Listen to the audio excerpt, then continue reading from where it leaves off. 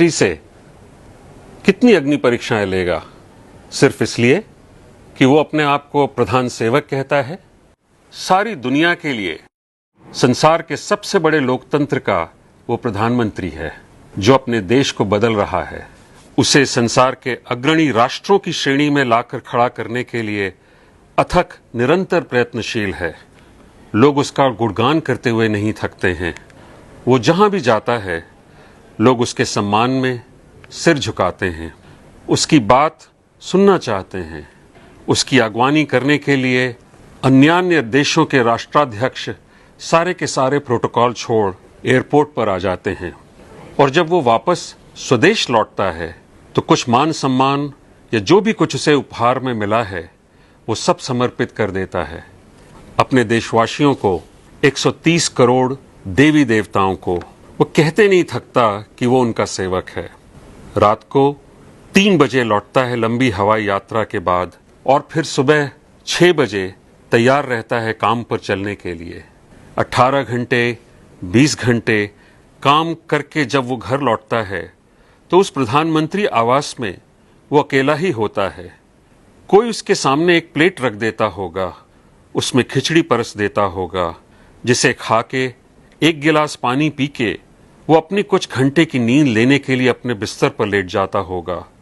सुबह के बारे में सोचते हुए, नई चुनौतियों का सामना करने के लिए, अपने विरोधियों के मनगढ़ंत झूठों का वार सहने के लिए, आतंकवाद से लड़ने के लिए, गालियों की लगातार बौछार झेलने के लिए। प्रधान सेवक, चौकीदार, ये सारे नाम उसने अपने आप ही ओढ़ लिए हैं। उसे पता था कि अगर गलती से भी उसने अपने आप को इस देश का प्रधानमंत्री कह दिया तो पहाड़ टूट पड़ेगा। लोग कहेंगे, देखो ये चाय वाला, ये मोदी अपने आप को प्रधानमंत्री समझ रहा है। ये संघ का प्रचारक जो घर घर भोजन के लिए भटकता था, इसका खुद ही सिर घूम गया है। वो प्रधान सेवक ही बना रहा और एक सेवक की तरह हाथ जोड़े खड़ा रहा। कभी शिकायत नहीं की, पलट के जवाब नहीं दिया। यही कहता गया, ऐ मेरे मालिकों, आगे क्या हुक्म है जो बजा लाऊं। और मालिकों को देखिए, तैयार रहते हैं फरमाइश लेके। कभी मन में ये नहीं आता कि सेवक सोया कि नहीं, उसने कुछ खाया कि नहीं। वो जितनी लगन से भी अपनी ड्यूटी बजाए, शिकायतें थमने का नाम ही नहीं लेती। उल्टा इस देश के निठल्ले, खानदानी बेईमान, लंपट, भ्रष्ट और राजनीति में अभी अभी जन्मे छिछोरे राजनीतिज्ञ भी कहते हैं कि चौकीदार चोर है। उनके भाड़े के टट्टू तालियां बजाते हैं और देश ये तमाशा देखता है। छुटभइये लफ्फाज चुन चुन के गालियों की इजाद करते हैं हमारे प्रधान सेवक के लिए।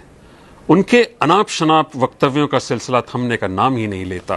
कितनी परीक्षाएं चाहिए इस देश को ये कहने के लिए कि हे प्रधान सेवक, हे चौकीदार, हम कृतज्ञ हैं तुम्हारे।